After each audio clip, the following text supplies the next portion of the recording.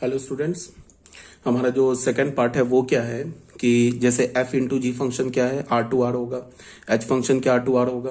ठीक है, f into g circle h function, इस फंक्शन का डोमेन क्या होगा, f into g circle h function का डोमेन क्या होगा, जो h फंक्शन का डोमेन है, h फंक्शन का डोमेन क्या r, और f into g composition h function का को डोमेन क्या होगा, जो f इंटू जी का को डोमेन है वो क्या है r।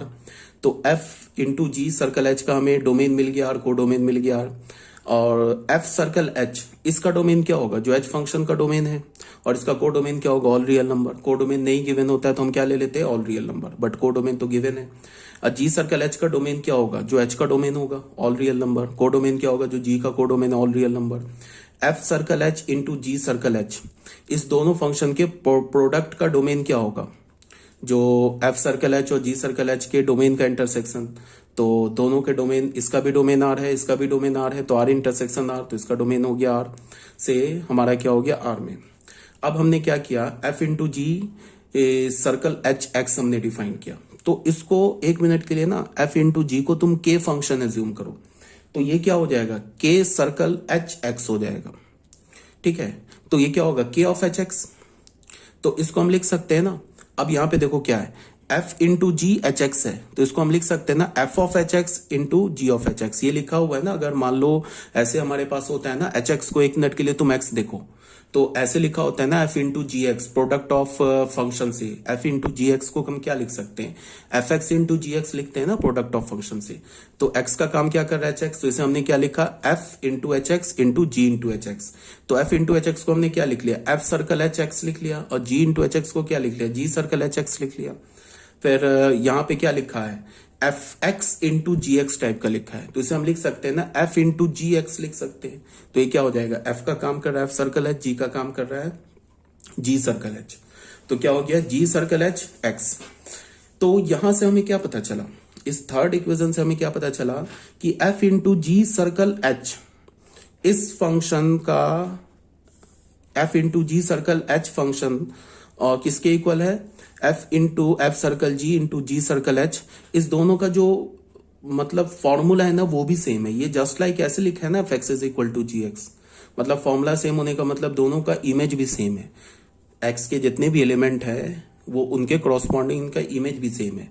तो फर्स्ट में हमने क्या प्रूफ किया कि लेफ्ट हैंड साइड का जो फंक्शन है ना, लेफ्ट हैंड साइड का ये जो फंक्शन है, लेफ्ट हैंड साइड में क्या है हमारे पास, हमने फर्स्ट में क्या प्रूफ किया कि f into g composition h, इसका डोमेन को डोमेन, और f circle h g circle h, इसका डोमेन को डोमेन इक्वल है। फिर हमने क्या प्रूफ किया, f into g circle h का फॉर्मूला या इसका इमेज या f into g circle h का इमेज ये भी सेम है। तो क्या हो जाएगा 1 2 एंड 3 से क्या हो जाएगा, f into g composition h is equal to f composition h into g composition h, ये फंक्शन इक्वल हो गया। ठीक है, ऐसे ही करेंगे ना। पहले हम क्या करते, दो फंक्शन को इक्वल दिखाने के लिए क्या करते, पहले डोमेन को इक्वल करते हैं, फिर डोमेन के क्रॉसपॉन्डिंग दोनों के इमेजेस को भी इक्वल दिखाते हैं। तो अगर f x is equal to g x आ जाए तो एफ एक्स का इमेज और जी एक्स का इमेज सेम आएगा ना। एफ एक्स क्या है हमारा, वाई है ना, और जी एक्स क्या है, ये भी वाई है, तो दोनों का इमेज भी सेम आएगा। एक्स के हर एक वैल्यू के लिए एफ एक्स और जी एक्स का इमेज भी सेम आएगा, और डोमेन को ऑलरेडी हमने बराबर कर रखा है पहले। इसका क्या मतलब हुआ कि फिर f function is equal to g function हो जाएगा।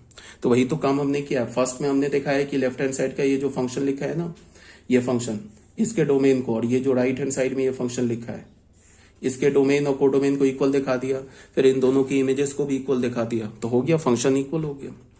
तो ये था हमारा सेकंड पार्ट, ये खत्म हो गया। अब ये क्वेश्चन नंबर 10 में आ जाओ। क्वेश्चन नंबर 10 में क्या दे रखा है कि एक हमारे पास फंक्शन दे रखा है from are to r, signum function दे रखा है। सिग्नम फंक्शन जानते हो किसे बोलते हैं। और एक जी फंक्शन दे रखा है, r to r greatest integer function दे रखा है। अब यहाँ पे क्या बोल रहा है, then prove that f composition g and g composition f coincide in this interval. अब ये देखो, ये एनसीईआरटी का ये क्वेश्चन नहीं है, मे बी शायद 2-3 साल पुराना जो पहले वाला एडिशन होगा एनसीईआरटी का, उसमें ये क्वेश्चन होगा। मैंने लिख दिया एनसीईआरटी का, बट ये क्वेश्चन एनसीईआरटी का थोड़ा डिफरेंट है। चलो मैं दिखा देता हूं तुम्हें 1 मिनट के लिए एनसीईआरटी बुक।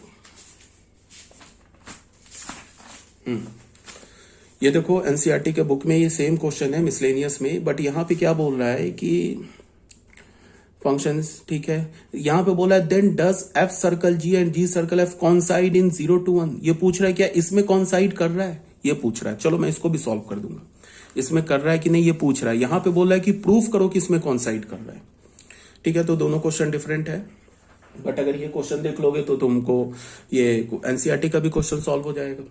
कॉन्साइड करने का क्या मतलब है? कॉन्साइड करने का मतलब है कि ये तुमसे बोल रहा है कि ये प्रूफ करो कि ऐसे देखो एफ सर्कल जी और जी सर्कल एफ का डोमेन क्या है, ऑल रियल नंबर। बट तुमसे ये क्या बोल रहा है कि प्रूफ करो कि अगर हम डोमेन को -1, 0 लेते हैं, एफ सर्कल जी और जी सर्कल एफ के डोमेन को अगर -1, 0 लेते हैं, तो इस डोमेन पर एफ सर्कल जी और जी सर्कल एफ कॉन्साइड करेगा, मतलब इक्वल होगा, ठीक है। तो देखो clearly f circle g g circle f is defined from are to R. ये तो आर टू आर डिफाइंड है, क्यों? बिकॉज एफ का भी डोमेन को डोमेन आर है, जी का भी डोमेन को डोमेन आर है। तो एफ सर्कल जी और जी सर्कल एफ क्या होगा, आर टू आर पे डिफाइंड होगा। अब हम क्या कर रहे हैं, अब हम बोल रहे हैं कि for any x belongs to -1, 0, हमने कोई भी एक्स लिया इस इंटरवल में, इंक्लूडिंग -1 एक्सक्लूडिंग 0, कोई भी एक्स उठाया। अब हमने एफ सर्कल जी कैलकुलेट किया, तो एफ सर्कल जी को क्या लिख सकते हो, f of g x. G x की जगह तुम क्या लिख सकते हो, जी एक्स किसके इक्वल है, ग्रेटेस्ट इंटीजर फंक्शन के इक्वल है, तो f of greatest integer function x.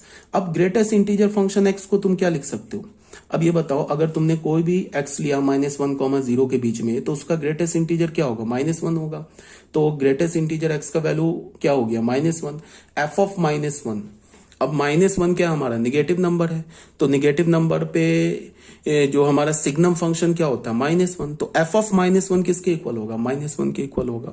तो हमने अभी क्या प्रूव किया कि f circle g x is equal to -1 for all x belongs to -1, 0। इस इंटरवल का हम कोई भी एक्स उठा ले, एफ सर्कल जी एक्स हमें -1 ही मिलेगा। ये अभी हमने प्रूव किया।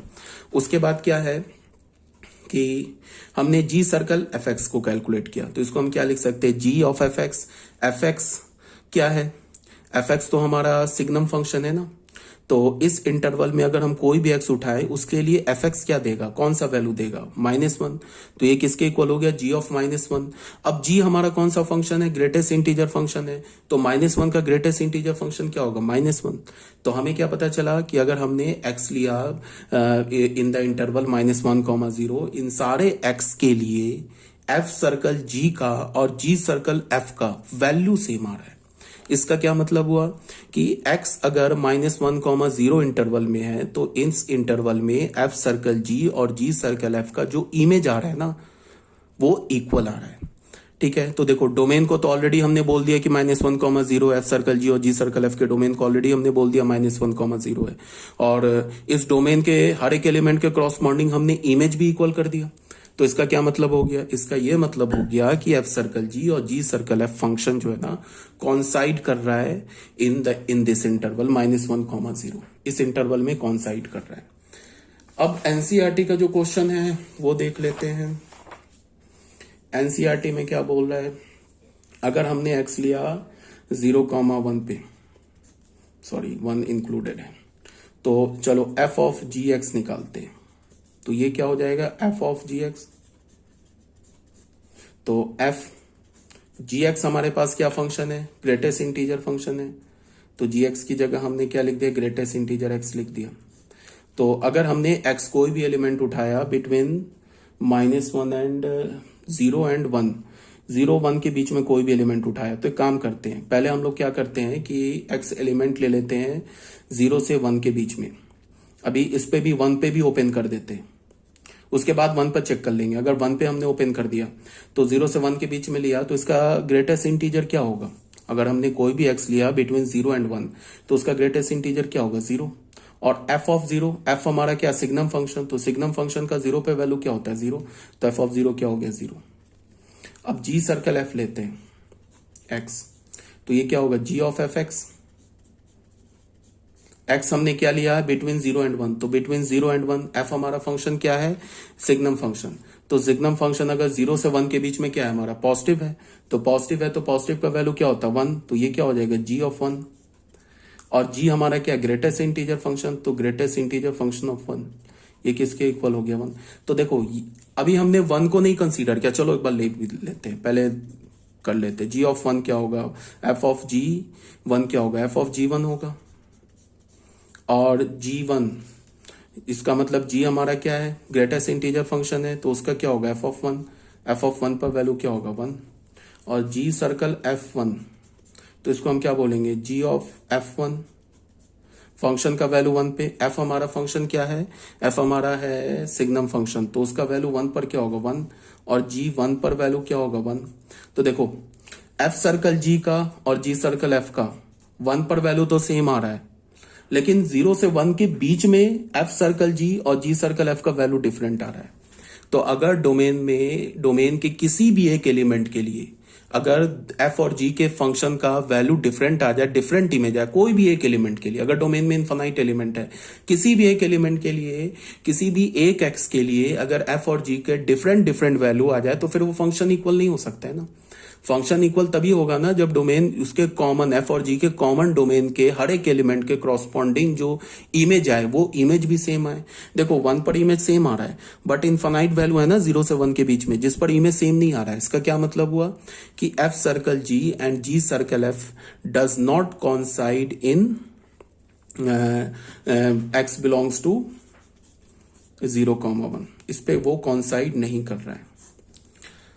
ठीक है, अगर 1 पर वैल्यू सेम आ रहा है बट 0 से 1 के बीच में इनफाइनाइट रियल नंबर है जिस पर वैल्यू सेम नहीं आ रहा है, तो ये नहीं कॉन्साइड करे। ये क्वेश्चन एनसीईआरटी का था और ये भी तुम एज एनसीईआरटी मान के इसको सॉल्व कर सकते हो, इसमें कॉन्साइड कर रहा है। ठीक है, ये तो हो गया हमारा क्वेश्चन नंबर 10।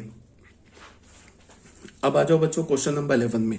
क्वेश्चन नंबर 11 में क्या बोल रहा है कि लेट हमारे पास एक फंक्शन दे रखा है, फंक्शन का सेट ए दे रखा है।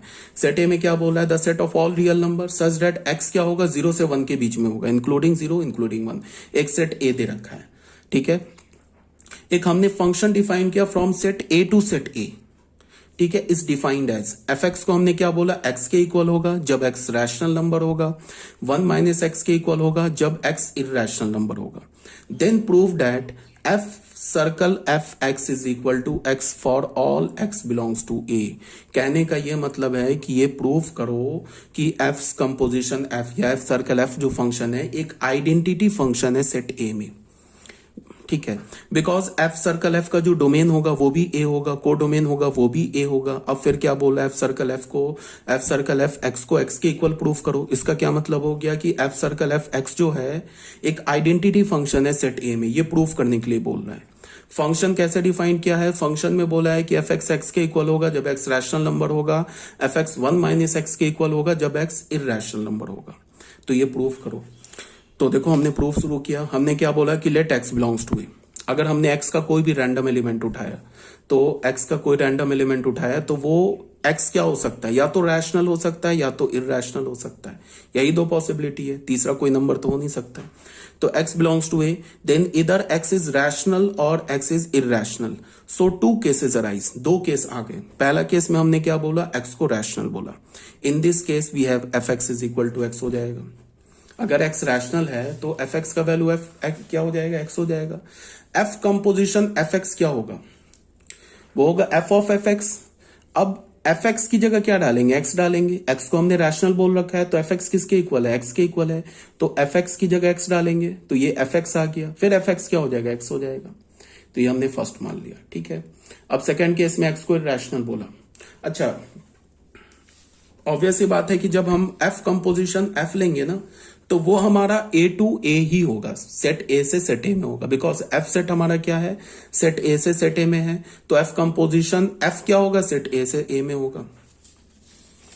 हमने क्या बोला, x belongs to rational number. अगर हमारा एक्स रैशनल नंबर है, in this case we have f x का वैल्यू क्या हो जाएगा, 1 माइनस एक्स हो जाएगा।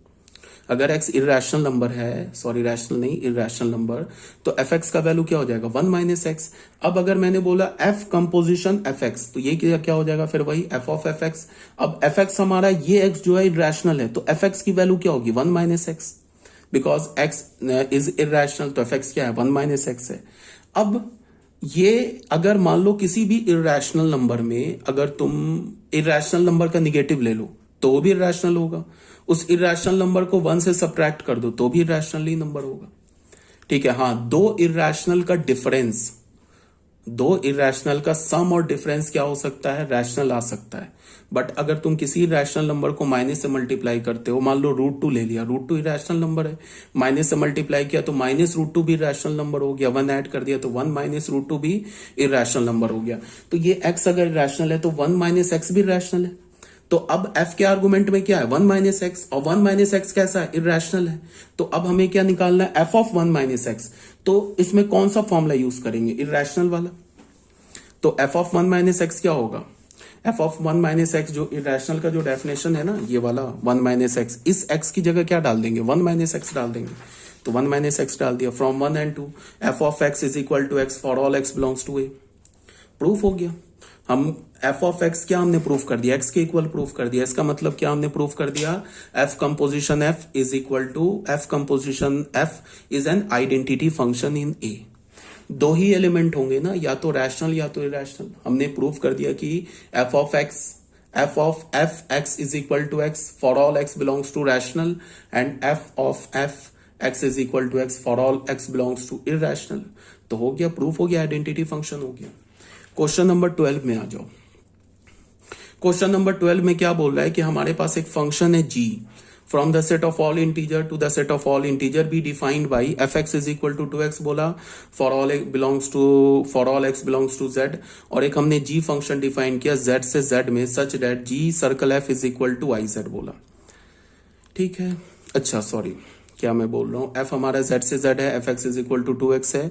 और एक हमें फाइंड बोल रहा है, g फंक्शन निकालने के लिए बोल रहा है z से z में, such that g circle f is equal to iz। ये इस टाइप का क्वेश्चन तो किया हमने सॉल्व, ये तो सेम है। f फंक्शन हमारा z से z में defined, fx is equal to 2x है। g सर्कल f जो होगा वो देख लो, g भी z से z में डिफाइंड है, तो g सर्कल f भी होगा हमारा z से z में डिफाइंड होगा। क्वेश्चन में क्या बोल रहा है कि g सर्कल f को आइडेंटिटी फंक्शन में मतलब g सर्कल f किसके इक्वल है, आइडेंटिटी फंक्शन के इक्वल है। तो g सर्कल fx क्या होगा, आइडेंटिटी फंक्शन इन zx होगा, यही होगा ना। तो g सर्कल f x को क्या लिख सकते हैं, g of fx, identity function in z को क्या हम लिख सकते हैं, x लिख सकते हैं। तो यहां से fx का वैल्यू क्या हमारे पास 2x है, इज इक्वल टू x होगा। अब हमें तो g फंक्शन चाहिए ना, बोल रहा है ना g फंक्शन निकालो। तो g फंक्शन का भी आर्गुमेंट क्या 2x है, तो यहाँ पे हमने, अब हमें g फंक्शन चाहिए, gx चाहिए। तो ऑब्वियस ये बात, x को किससे रिप्लेस करेंगे, x/2 से। तो रिप्लेस कर दिया x को x/2 से। तो लेफ्ट हैंड साइड में आर्गुमेंट में क्या, तो राइट हैंड साइड भी x किससे रिप्लेस हो जाएगा, x/2 से। तो gx क्या हो गया, x/2 for all x belongs to z। तो ये gx फंक्शन आ गया। ये g फंक्शन का डोमेन क्या है, set of all integer. g function का कोडोमेन क्या है, सेट ऑफ ऑल इंटीजर। और gx हमने फंक्शन क्या निकाला, gx is equal to x/2 for all x belongs to z। तो ये भी हो गया। अब बच्चों आ जाओ क्वेश्चन नंबर 13 में। क्वेश्चन नंबर 13 में क्या बोल रहा है, इसको ध्यान से देखो।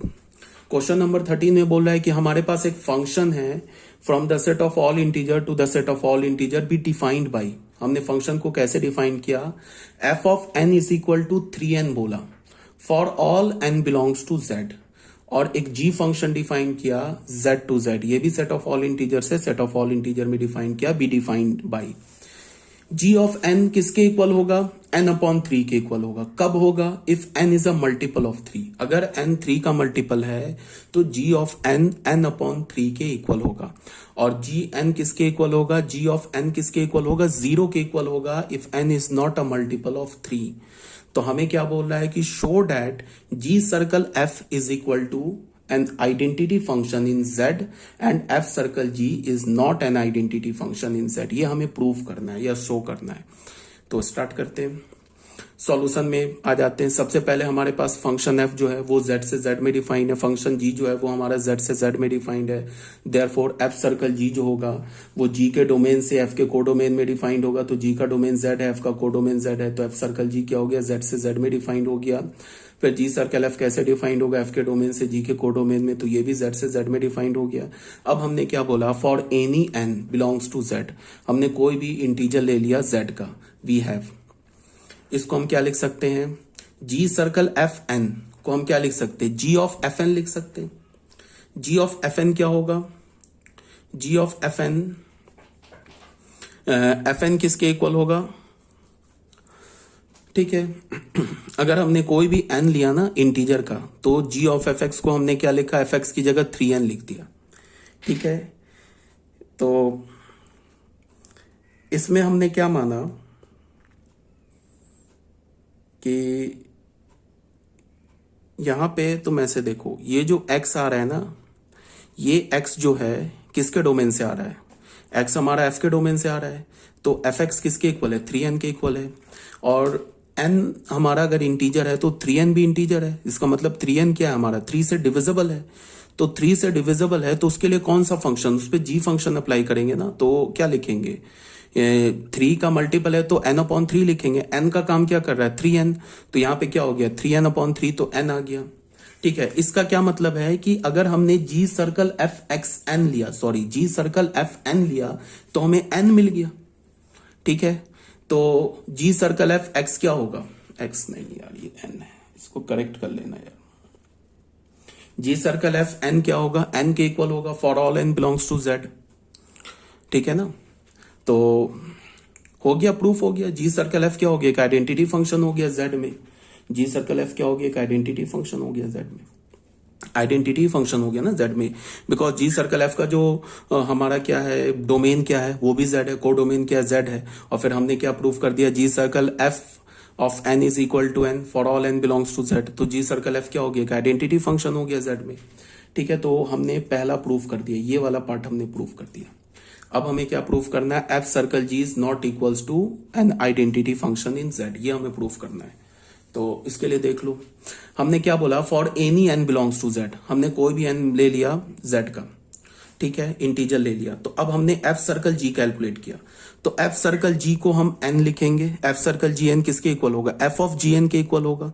अब यहां पे क्या होगा, ये f ऑफ gn जो होगा ना, यहां पे इसको हम क्या लिख सकते हैं, f ऑफ n/3, gn को है ना, gn यहां से देखो, gn को हम n/3 बोल सकते हैं ना, कब, जब g के अंदर जो आर्गुमेंट है ना वो n का मल्टीपल हो।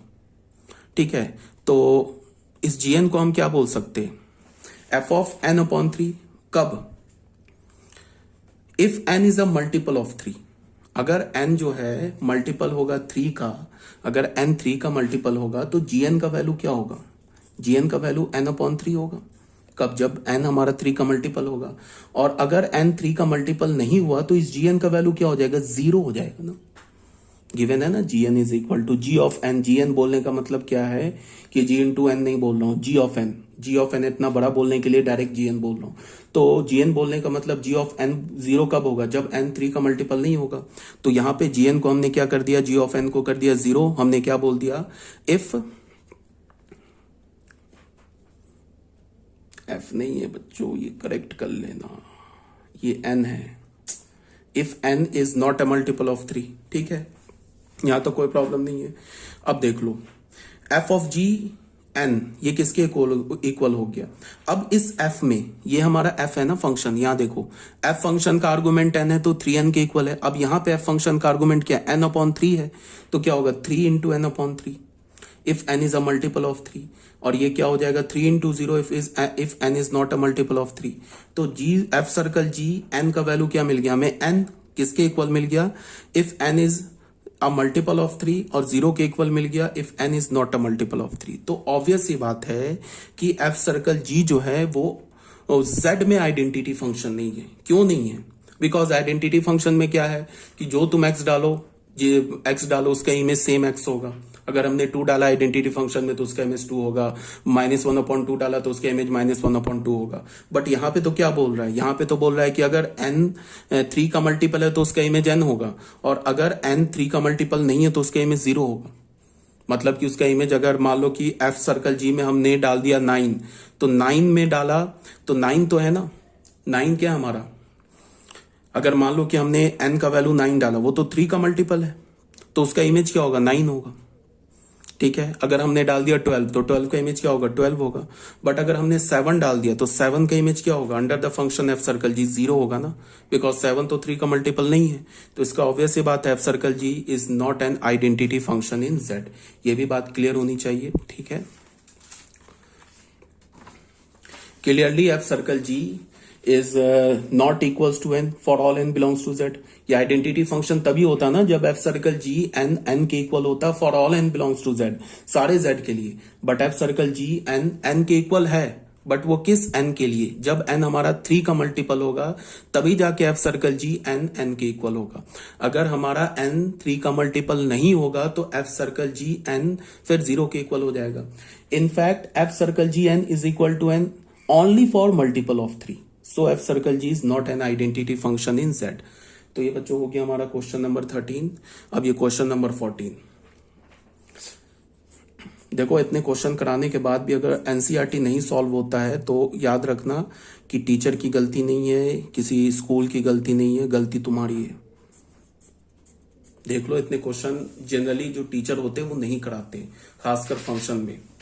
मैं बोल रहा हूँ मोर देन 90% में देखना, इतने क्वेश्चन नहीं कराते। आप लोगों को क्वेश्चन इसलिए कराया जा रहा है, डिफरेंट वैरायटी के क्वेश्चन कराए जा रहे हैं कि आप कम से कम एटलीस्ट, अभी तो बोर्ड का चल रहा है ना फंक्शन, एटलीस्ट ये जो फंक्शन चैप्टर है ना एनसीईआरटी से सॉल्व कर लो एक एक question.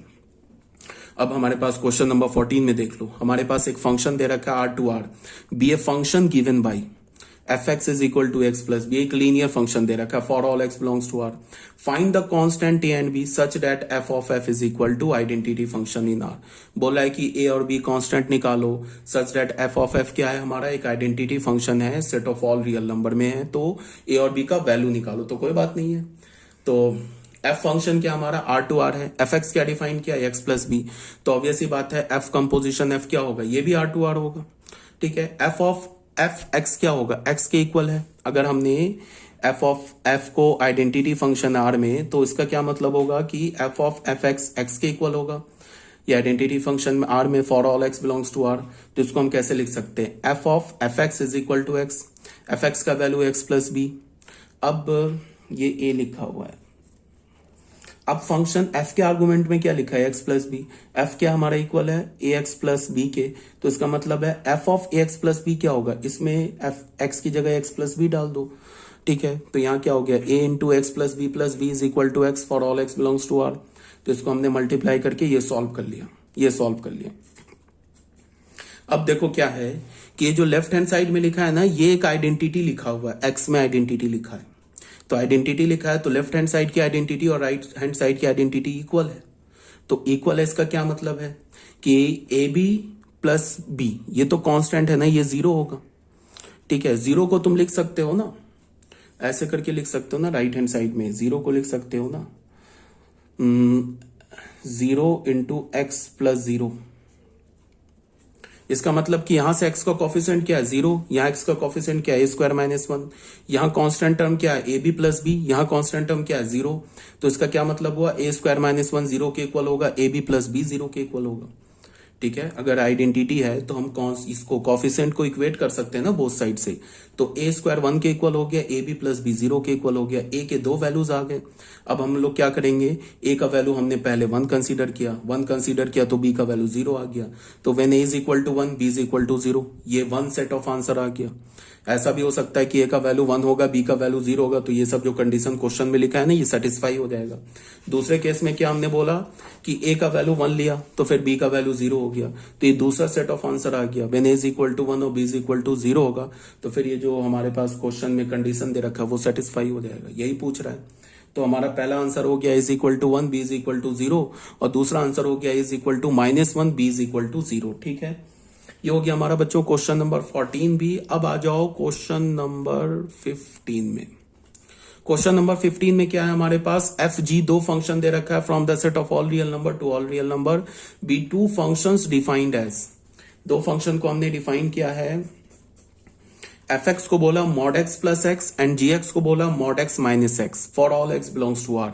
Then find f circle g and g circle f. हमें क्या फाइंड आउट करना है, एफ सर्कल जी और जी सर्कल एफ। तो एफ एक्स किसके इक्वल है, पहले एफ एक्स मॉड आता है, तो मॉड आने से पहले हमारा कर्तव्य क्या बनता है, जब भी क्वेश्चन में मॉड है तो पहले तो क्वेश्चन को पढ़ो ही नहीं, पहले मॉड हटा दो, उसके बाद क्वेश्चन पढ़ो कि अब आगे क्या करना है।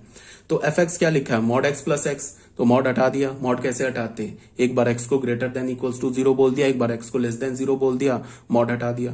x को ग्रेटर देन 0 बोला तो हमारे पास फंक्शन क्या आ गया, fx is equal to 2x when x is greater than equals to 0, और जब x को लेस देन 0 बोला तो fx का वैल्यू 0 आ गया when x is less than 0। अब gx पर आते हैं, gx में भी वही काम किया, एक बार x को ग्रेटर देन 0 बोला, एक बार लेस देन 0 बोला, तो हमारे पास फंक्शन क्या आ गया, gx is equal to 0 when x is greater than equals to 0 and gx is equal to minus 2x when x is less than 0। अब यहां पे क्लियरली अब बताओ f फंक्शन का रेंज क्या है, f फंक्शन का तुम रेंज देखो f फंक्शन जो है ना, अब मान लो कि अगर डोमेन क्या पहले f फंक्शन का, डोमेन हमारे पास f फंक्शन का जो है वो है ऑल रियल नंबर। देखो x हमारा greater than equals to 0, x less than 0, तो सारे पॉजिटिव रियल नंबर कंसीडर हो गए, सारे निगेटिव रियल नंबर कंसीडर हो गए, 0 भी आ गया। तो रेंज ये डोमेन क्या हो गया f फंक्शन का, डोमेन हो गया f फंक्शन का ऑल रियल नंबर।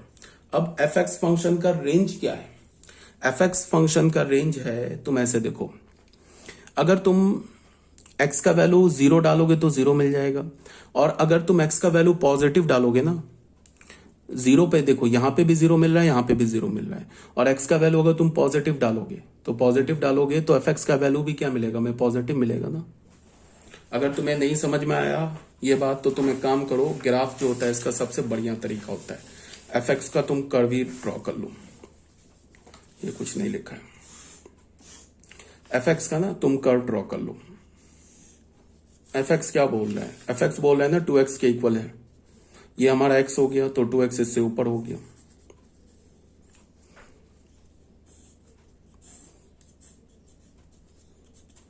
और 0 के इक्वल है,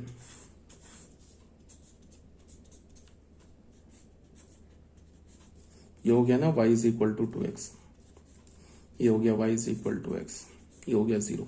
अब रेंज देख के बता दो, बोला है ना कि जब x का वैल्यू 0 से लेके पॉजिटिव इंफिनिटी है तो हमारा f जो है वो किसके इक्वल है, 2x के इक्वल है, और जब हमारा रेंज नहीं सॉरी डोमेन 0 से लेके पॉजिटिव इंफिनिटी है then y is equal to 2x, और जब डोमेन हमारा निगेटिव है then y is equal to 0, तो 0 यही आ गया निगेटिव x एक्सिस। तो रेंज क्या हो गया हमारा f फंक्शन का, 0 टू इंफिनिटी, ठीक है। और रेंज क्या है, g फंक्शन का रेंज क्या है ये देख लो, माइनस इन्फिनिटी टू 0। अब बताओ रेंज जो f फंक्शन का जो रेंज है डोमेन g का क्या है, डोमेन g का तो ऑल रियल नंबर है, तो रेंज जो है ना f फंक्शन का वो g फंक्शन के डोमेन का सबसेट हो गया, तो g सर्कल f डिफाइंड हो गया। जब भी हमें कंपोजिशन लेना होता है ना दो फंक्शन का, तो हम हमेशा क्या करते हैं कि अगर हमें g सर्कल f, अगर एफ जी दोनों आर से आर में तब तो कोई प्रॉब्लम नहीं है, जी सर्कल एफ भी डिफाइंड होगा, एफ सर्कल जी भी डिफाइंड होगा, बट एफ और जी का अगर हमारा डोमेन और को डोमेन आर की जगह और कुछ दे रखा है तो हम लोग क्या करते हैं पहले चेक करते हैं, अगर जी सर्कल एफ को हमें चेक करना है ना डिफाइंड है तो पहले जी सर्कल एफ तो एफ के रेंज को जी के डोमेन का सबसेट देखना होगा, और फिर अगर एफ सर्कल जी देखना है तो जी के रेंज को एफ के डोमेन का सबसेट देखना होगा। बट अगर तुम बोलोगे कि एफ और जी दोनों आर टू आर डिफाइंड था तो फिर आपने ये रेंज वेंज क्यों चेक किया, तो ये ऑब्वियस ही बात था इक्वल था, तो हाँ ठीक था, बट इससे क्या हो गया तुम्हें थोड़ा रेंज का आइडिया पता चल गया ना। यहाँ पे ऑब्वियस ही बात है ना, एफ का और जी का डोमेन को डोमेन दोनों सेम है, तो एफ का रेंज जी के डोमेन का सबसेट होगा, जी का रेंज एफ के डोमेन का सबसेट होगा, बिकॉज दोनों फंक्शन है ना आर टू आर डिफाइंड, कोई बात नहीं है, बट एक बार हमने यहाँ पे चेक कर लिया, कोई से दिक्कत तो है नहीं।